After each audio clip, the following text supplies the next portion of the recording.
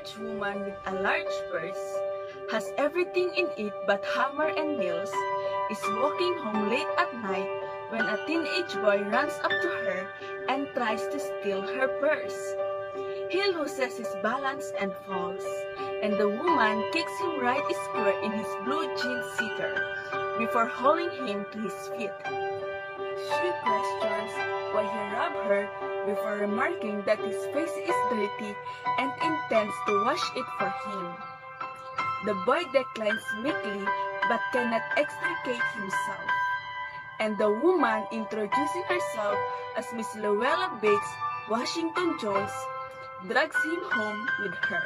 Leaving the door behind her open, Mrs. Jones pulls the boy into her apartment and asks for his name. He introduces himself as Roger, and she instructs him to wash up. As he does, he asks Mrs. Jones if he is going to hand him over to the police.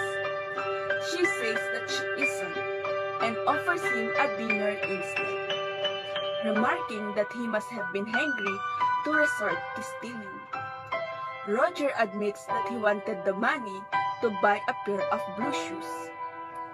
To his surprise, Mrs. Jones doesn't scold him and reflects instead. I were young once, and I wanted things I could not get. As Mrs. Jones makes dinner, Roger positions himself where she can see him, finding that he wants her to trust him. He even offers to go to the store for her, though Mrs. Jones declines. The two sit down to eat, and Mrs. Jones tells him about her job at a beauty shop. After dinner, Mrs. Jones gives Roger $10,000 and warning him to behave himself in the future.